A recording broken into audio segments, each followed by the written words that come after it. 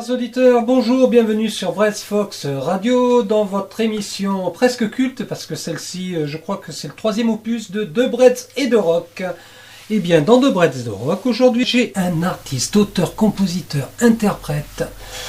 Son nom, Olivier Kergal, un nom d'origine bretonne. Enfin, on va tout savoir de ce pianiste, un peu à l'image d'Elton John ou pas, on va voir. Bonjour Olivier, bienvenue dans le studio de BFR. Bonjour à tout le monde. C'est super, merci d'avoir répondu à notre invitation en tout cas. Merci de m'accueillir dans ton émission.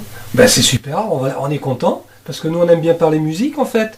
Donc tu es auteur, compositeur, interprète et tu nous viens de quelle région Olivier ? Je suis originaire de la région Alsace, où j'ai vécu une partie de ma vie et je suis dans la région depuis le mois d'octobre dernier. D'accord, donc ça fait pas très longtemps que tu es en Bretagne ? Non, ça fait pas très longtemps. D'accord, en Alsace tu donnais des concerts, tu tournais là-bas ? Je faisais ce que je fais actuellement dans la région, c'est-à-dire que je jouais dans des bars, dans des hôtels. D'accord. Au niveau du piano-bar, du piano-chant aussi. D'accord. Oui, c'est une discipline un peu particulière quand même, le piano-bar.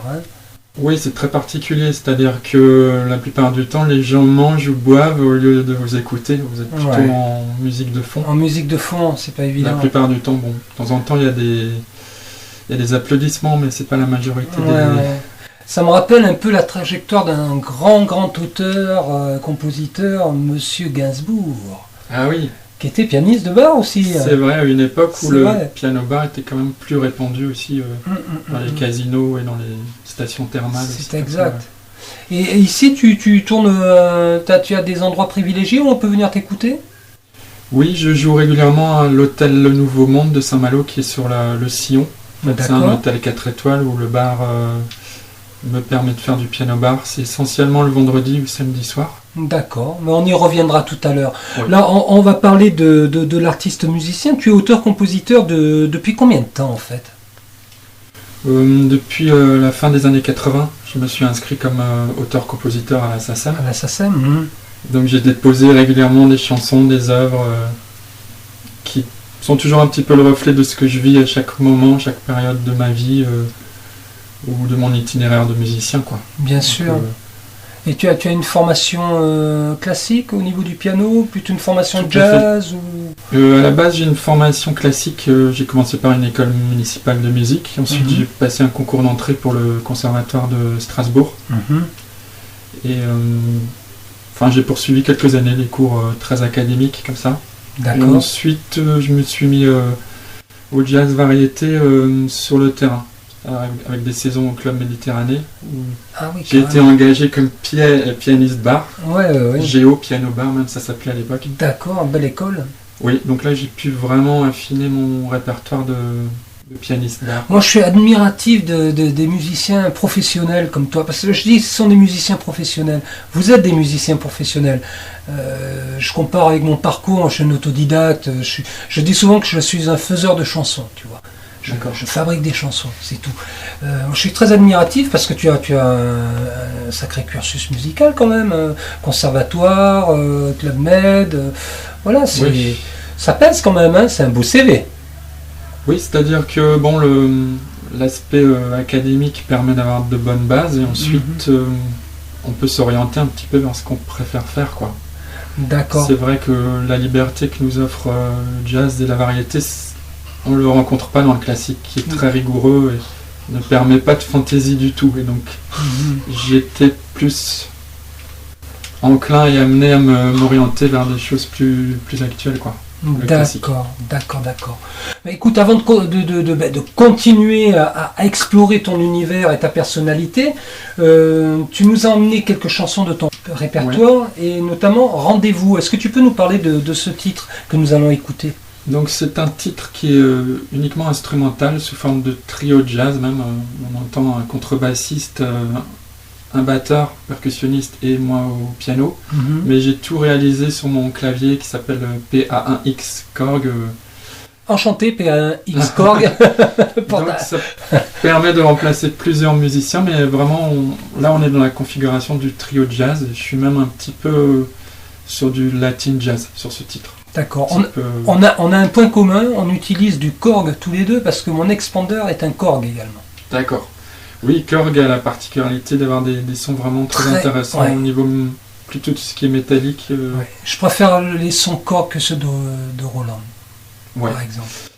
Roland, Yamaha sont un peu plus ronds comme ça. Ils sont bien pour tout ce qui est piano, justement. Mais Korg, les sons d'orgue, les sons de cuivre et les sons de cordes, ouais, tout ça c'est très bien fait, quoi. Ils sont bien faits. Ouais, bien échantillonnés, quoi. D'accord. Et rendez-vous à une histoire particulière, cette chanson, l'inspiration, tu l'as trouvée où? Juste comme ça, parce que tu avais envie de composer ou... Oui, à la base c'est vraiment une envie de composer, et puis les harmoniques sont un petit peu complexes, un petit peu de jazz. D'accord. Vraiment, et le latin jazz convient bien à cette grille d'harmonie. D'accord. Parce que c'est pas trop monotone, quoi. Vraiment, pour la restituer d'oreille, il faudrait un petit peu plancher quand même, quoi. Très bien. Bon, on va découvrir donc... on a rendez-vous avec toi, en fait, Olivier. C'est un plaisir.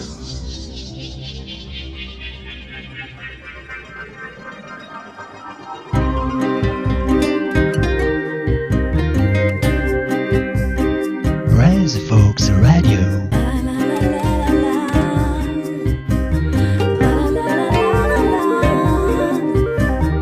Rise Folks Radio.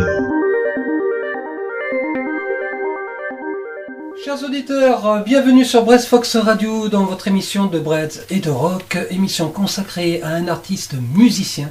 Aujourd'hui, nous avons le plaisir de recevoir Olivier Cargal, auteur, compositeur, interprète, pianiste de bar, dit-on, mais pas que, puisqu'il compose beaucoup, le garçon.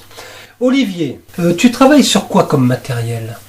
Donc essentiellement sur mon clavier Korg PA1X. D'accord. Comme je l'ai dit, donc c'est un arrangeur qui permet d'être en condition piano, comme si c'était un piano tout à fait traditionnel, soit on peut utiliser des rubriques d'arrangement, c'est-à-dire en jouant l'accord à la main gauche, on peut avoir comme un orchestre qui joue avec sa ligne mélodique de la main droite. Ça demande une certaine dextérité. Hein. Oui, quand même, parce que à regarder comme ça, on pourrait dire que je fais rien de ma main gauche, mais en fait, si je joue pas le bon accord au bon moment, il va y avoir beaucoup de dissonance, donc ça revient quand même à faire pas mal de répétitions. Pour maîtriser l'animal, comme on dit. C'est-à-dire que la main gauche est quand même moins conséquente qu'au piano traditionnel, parce que vraiment au piano traditionnel, il faut vraiment avoir une grande dextérité de la main gauche. Alors que là, en maîtrisant vraiment les grilles harmoniques, on peut se débrouiller. Est-ce que tu peux rappeler à nos éditeurs où on peut venir t'écouter donc à Saint-Malo? Donc essentiellement le bar de l'hôtel Le Nouveau Monde sur le Sillon. Il y a un roulement avec plusieurs pianistes en général, mais les vendredis samedis. Et sinon le bar Le Cunningham, qui est dans le prolongement de Saint-Servant, alors rue des Hauts-Sablons. D'accord. Et c'est un endroit très chouette, vraiment typique malouin. Qui est réputé. Oui, c'est vraiment superbe, avec une vue panoramique sur la plage des Sablons, quoi, d'accord. Et sur les ferries, sur les bateaux. Ah, ça va être très beau. Oui, c'est vraiment... Alors je joue souvent pour le tea time le dimanche. D'accord. De 16h à 20h. Donc on peut boire sa petite tasse de café. De thé. De thé, oui. De café aussi, mais on peut prendre des pâtisseries. D'accord. Et donc les gens peuvent se détendre, regarder la vue mer, la boiserie du bar, et puis rêvasser au son du piano. Et ta sélection des titres que tu vas jouer, tu l'as fait en amont ou bien tu fais en fonction du moment, de l'ambiance C'est un petit peu les deux. J'ai mon répertoire de base, alors j'ai mes standards de jazz, j'ai mes standards de chansons françaises, de chansons internationales, et puis je pioche un petit peu dans tout ce que je sais faire en fonction de l'ambiance, de ce que je ressens. Et il t'arrive d'intégrer dans ton set quelques compositions malgré tout? Oui. D'accord. C'est ça. Bon, pour l'instant, je l'ai fait essentiellement en instrumental. D'accord. Même quand au départ, je les ai créés pour être chantés. D'accord. Mais justement, actuellement, j'essaie de développer mon tour de chant avec mes propres chansons. Bien sûr. Tout doucement. Ouais, parce que ça demande beaucoup de courage de de dire des mots qu'on a écrits tranquillement dans sa chambre. Je dis souvent qu'une chanson, une fois que tu l'as écrite, elle ne t'appartient plus. Oui, c'est vrai qu'une fois qu'on l'a vraiment pratiqué et qu'on a réussi à en... Ouais, c'est pour ça que je n'ai aucun problème avec ça. Quand j'écris Oui. des chansons, après je les chante très volontiers, les publics se les accaparent, ils en font ce qu'ils veulent. C'est vrai que, bon, dans l'idéal, la finalité de la chanson, c'est ça. C'est ça. Elle doit un petit peu avoir un côté universel, comme ça. Et tu t'adonnes à la composition depuis longtemps déjà, ou c'est une pratique assez récente? Non, depuis la fin des années 80, donc Ah oui, j'avais quand quand même même. aux alentours de 17-18 ans. D'accord, donc, Donc tu ça tu fait as- pas mal d'années. ça te fait quelques titres. Ouais, quand même pas mal de titres déposés. D'accord. Après, souvent, il m'arrive de les retravailler dans un deuxième temps, ou même parfois 10 ans après, de reprendre C'est une juste. vieille chose, et puis la remettre un petit peu Au goût du jour. au goût du jour, et voilà, essayer de l'améliorer, parce que D'accord. souvent, quand elle sort de l'atelier, on n'est pas encore ciselé tout à fait. Et est-ce que tes chansons sont commercialisées sur Internet, ou envisages-tu une autoproduction ou une production, une coproduction, enfin je ne sais pas. Est-ce que tu es dans cette démarche créative et commerciale, hein, malgré tout? Pour l'instant, non, je n'ai pas créé l'aspect commercial autour de la composition. D'accord. Je l'ai plutôt... le côté commercial, je l'ai plutôt avec mes prestations en tant que pianiste, chanteur, pour des bars, des mariages, enfin des hôtels. Mais l'aspect commercial au niveau des compos, non, je ne l'ai pas vraiment encore développé, quoi. D'accord. Et puis actuellement, sachant que les albums se vendent assez difficilement, Oui. encore les téléchargements, je crois que les chiffres se sont nettement améliorés, mais Oh, mais c'est pas avec le téléchargement qu'on gagne sa vie. non, c'est peut-être Non. pas... Je crois pas, non. Moi, je crois plutôt que c'est la vente d'albums, mais sur le terrain. après les concerts, quoi. Enfin, Voilà. c'est-à-dire que oui, il faut d'abord que je développe vraiment cet aspect Mm. chanter mes chansons dans des petits concerts, me faire Tout à fait. connaître pour envisager vraiment un aspect commercial. Bien sûr, bien sûr. Sinon, ce serait un petit peu utopique. D'accord. Mais écoute, on va rebondir justement sur une nouvelle chanson que tu nous as emmenée. Alors le titre est assez évocateur. Mona Lisa. Pourquoi Mona Lisa? Qui est-elle d'abord?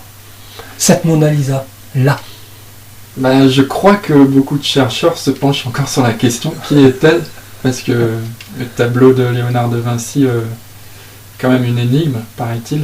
Donc je me suis inspiré vraiment du tableau en lui-même. D'accord. Très bien. Et même sur certains de mes couplets, j'ai cherché des mots en revisionnant le tableau. Quand je parle de chemins qui serpentent, etc., de démons et merveilles, c'est un petit peu inspiré de tout ce qui se passe dans le fond du tableau, plutôt D'accord. que dans le sourire énigmatique. Enfin, c'est une Mona Lisa très moderne, en tenue léopard, Ouh. avec des ongles noirs. Donc, Mais tu me la présenteras, dis. en tout cas, la rythmique sur cette chanson est tango, quoi. Vraiment tango argentin. Et... D'accord. Mais écoute, on va offrir cette Mona Lisa à nos auditeurs. Bonne écoute avec Olivier Kergan.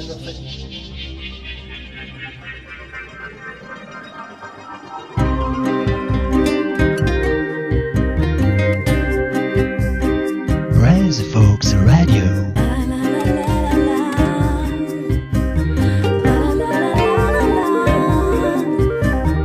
Brass Folks Radio.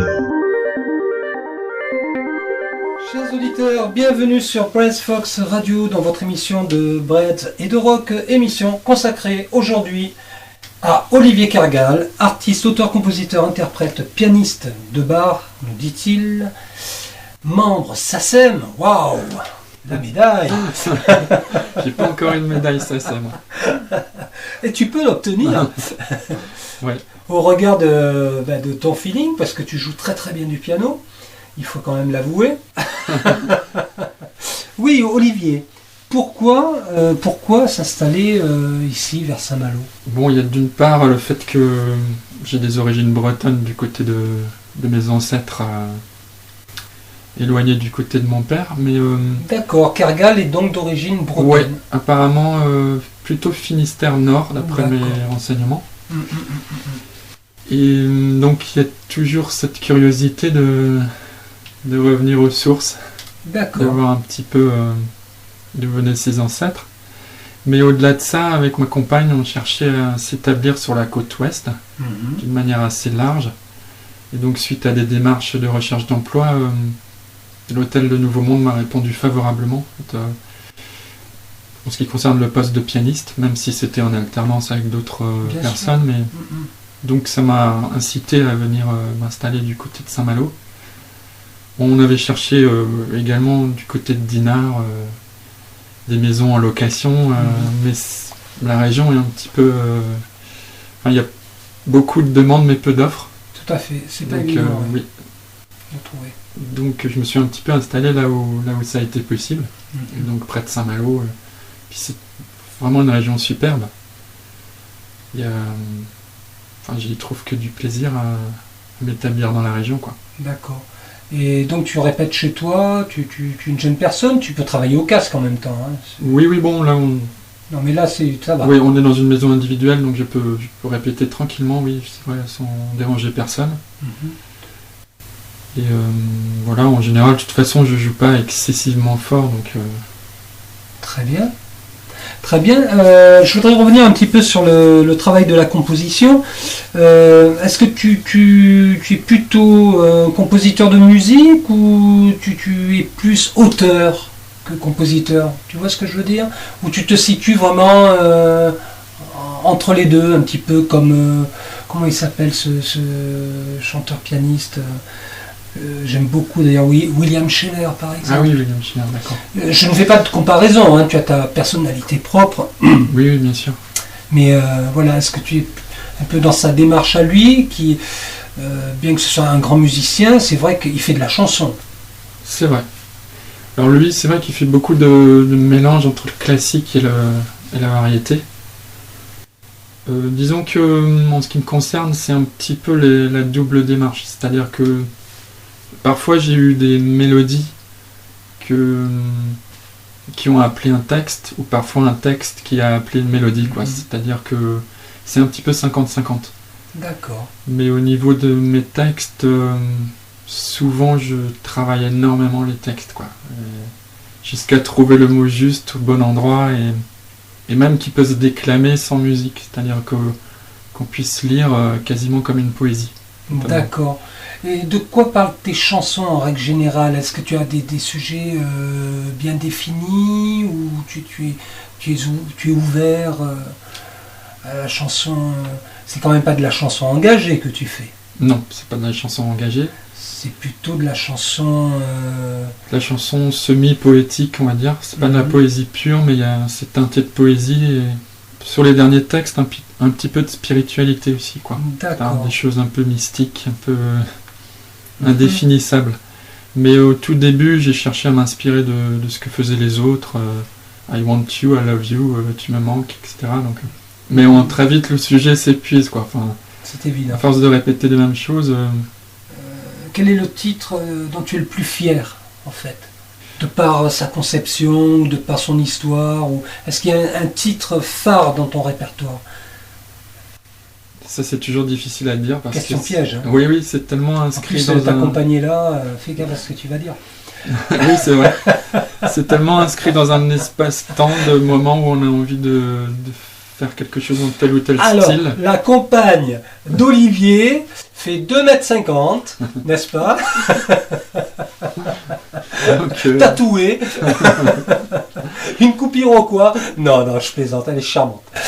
Mais je pense que la toute dernière, celle que tu as choisi de diffuser tout à l'heure, celle-là, la dernière en date finalement... Mona Lisa donc, hein? Mona Lisa est pas mal du tout.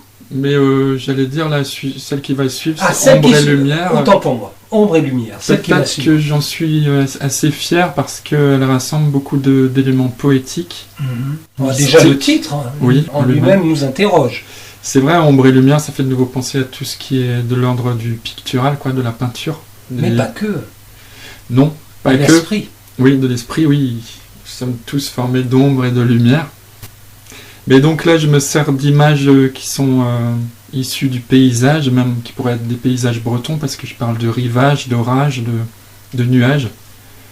Et donc, j'ai créé un texte assez complexe dont je suis assez fier et je pense que ça pourrait même éventuellement être dans de futurs manuels scolaires parce que vraiment le texte est quand même D'accord. assez travaillé. Peut-être même trop pour vraiment être commercial d'ailleurs parce que je crois qu'actuellement on est un petit peu moins exigeant que du temps de Léo Ferré, Jacques Brel et Georges Brassens. C'est à mon grand désespoir. Après, on trouve toujours des exceptions. On a eu un invité ici, Erwan, si tu nous écoutes, Erwan Devez, qui est un fan de Léo Ferré. On s'est régalé pendant plus d'une heure à parler pratiquement que de Léo Ferré. C'était passionnant. Oui, on a parlé peinture, tout ça, mais voilà. Bon, après, c'est vrai qu'il en faut pour tous les goûts, parce que Léo Ferré, finalement, ça demande tellement de concentration que parfois écouter des choses légères comme ça fait du bien aussi. Les Frérots de la Vega, ça peut être sympa aussi, mais complètement. Oui, justement, tes goûts musicaux. Alors, qu'est-ce que tu écoutes comme musique, Olivier ? Finalement, j'écoute pas énormément de musique, mais je sais que mes artistes de prédilection, ce serait pour la chanson française Bernard Lavilliers, parce que sa discographie, ses albums studio pour une seule personne sont tellement riches, quoi. Ouais. Il s'est jamais découragé jusqu'au bout à toujours créer de nouvelles choses, quoi. Et sinon, bon, la recherche musicale de Pink Floyd, tout ça, c'est vraiment très intéressant. Après, les artistes plus récents, il n'y en a pas vraiment qui me viennent en tête comme ça spontanément, mais bon, il y a tellement de choses actuellement diversifiées, quoi. D'accord. Mais sinon, au niveau rythmique, je peux être très, très séduit par du reggae, par du tango, ou par tout ce qui est joué avec l'âme et le cœur, finalement, peut être séduisant et captivant, quoi. D'accord. Bon, mais écoute, on va écouter Ombre et Lumière. Bonne écoute.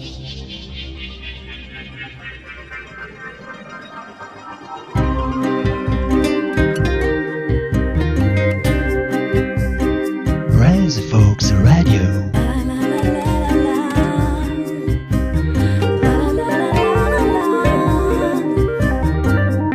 Folks Radio. Chers auditeurs, bienvenue sur Brains Fox Radio dans votre émission de Breads et de Rock avec Olivier Cargal, notre invité, auteur, compositeur, interprète, pianiste, professionnel. On s'est rencontrés via Facebook. Et en fait, comment t'es tombé sur Brains Fox Radio ? Tu m'as pas dit. Via Facebook, je pense. Quelqu'un avait dû faire une publication, partager quelque chose et par curiosité, je suis allé voir. Et voilà, j'ai atterri sur toi et c'est avec plaisir que tu m'as invité. Réponse immédiate, t'as vu un peu la réactivité. Oui, vraiment. Faut le dire. Oui, c'est vrai, très très rapide. On voit le professionnalisme. Ouais, le professionnalisme. Arrête de passer de la pommade. Non, je rigole. Non, on est très professionnel sur VFR. Oui. Ouais, il faut le dire. Je confirme. Alors justement, puisqu'on est professionnel, moi j'aimerais savoir un petit peu quels sont tes projets. Je sais que tu m'as parlé vaguement de projets, de collaboration, enfin avec ta compagne aussi. Allez, dis-nous tout.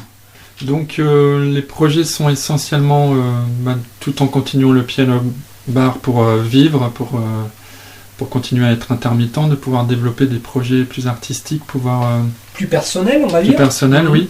Donc de pouvoir interpréter mes chansons, mes compositions dans des bars, dans des petites salles. D'accord. Avec ma compagne qui chante. Donc Et ta compagne s'appelle ? Myriam. Donc Myriam est parmi nous. Oui. Et donc peut-être que le duo s'appellerait par la suite Kergiam, qui est une contraction entre Kergal, mon nom, et Myriam. Donc il est fort possible qu'on a pour ce nom. Et donc voilà, ça c'est une part de mes projets, mais sinon j'aimerais bien jouer également avec d'autres musiciens, soit sur leur propre projet en tant que musicien, soit tout simplement pour faire de la musique ensemble, pour partager des choses. Il me vient une question tout de suite à l'esprit, tu te sens capable de faire des arrangements par exemple ? Pour un projet de création, un artiste a besoin d'un claviériste, mais arrangeur. Oui, je pense que ce serait possible. Après, ça demande... Puisque tu maîtrises l'harmonie, tu maîtrises la musique, tu maîtrises le langage musical, le solfège, je présume. Oui, les arrangements, c'est quelque chose que je peux réaliser, effectivement. Et donc oui, c'est un petit peu finalement dans l'ensemble le projet, c'est de continuer à faire de la musique sous toutes ses formes. D'accord. Ce qui n'est pas toujours évident à l'heure actuelle. D'accord. Et Myriam, Myriam chante, donc c'est dommage que Myriam est un peu loin du micro. Ce sera peut-être l'occasion d'une autre interview quand vous aurez formé votre duo. Tout à fait, oui. D'accord. Mais est-ce qu'elle écrit, Myriam? Est-ce qu'elle écrit elle-même ou c'est toi qui tiens la plume uniquement? Pour l'instant, c'est moi. Macho Man. Voilà, on peut dire ça comme ça. Mais c'est vrai, comme c'est encore à l'état de projet, Myriam n'a pas encore vraiment proposé des textes très concrets, quoi. D'accord, j'ai eu peur. T'as eu peur que je dise très intéressant, c'est ça? Non, mais tu sais, moi je suis un bout en train. J'aime bien taquiner les gens. Je pense qu'elle a pas mal d'idées, mais c'est vrai que finalement c'est pas si simple entre vouloir le faire et le faire, c'est-à-dire que avoir une page blanche, quelque chose qui est vide, et de devoir le remplir. Bien sûr. C'est-à-dire soit Myriam intervient dans votre duo uniquement en tant qu'interprète, c'est-à-dire donc à ce moment-là, sa voix n'est qu'un instrument, mais ce n'est rien de péjoratif. Oui, c'est parce que je ne l'ai pas encore entendu chanter, donc surprise. C'est vrai. Mais elle peut aussi intervenir en tant qu'auteur ou co-auteur. Tout à fait. De toute façon, en tant qu'auteur, je ne demanderais pas mieux, parce que c'est vrai que c'est vraiment une torture mentale de faire les textes, quoi. Disons que de le déléguer à quelqu'un, finalement, ça lui laisse aussi ça me laisse libre cours à mon imagination de musicien. Tout à fait. Je peux comprendre. Les textes, c'est quand même quelque chose... C'est vrai qu'il faut toujours avoir quelque chose à dire et quelque chose d'intéressant, je pense. Bon, enfin... Donc c'est surtout la façon dont on raconte l'histoire, parce que les sujets ont tous été exploités pour la plupart. Ah oui, en tout cas. On n'a pas la prétention de... Mais non, je disais ça pas ça pour ça. Manière, oui, c'est la manière, la couleur qu'on va apporter au texte, le choix des mots, l'équilibre. C'est pas si simple. Non, c'est pas si simple. C'est sûr. Il y a 1000 façons de dire je t'aime à quelqu'un. Déjà, oui, ce thème-là, en tout cas, il y a déjà beaucoup de déclinaisons possibles. Et après, c'est vrai qu'on peut imaginer de s'investir sur des causes aussi, parler de la cause animale, de la nature, de la pollution des océans. Il y a tellement de thèmes qui sont possibles. Bien sûr. Mais donc pour l'instant, c'est vrai que c'est plus de l'ordre du projet, donc c'est pas encore très défini. D'accord. Encore une question, est-ce que tu joues d'un autre instrument? Non. Piano, clavier, non, pour l'instant D'accord.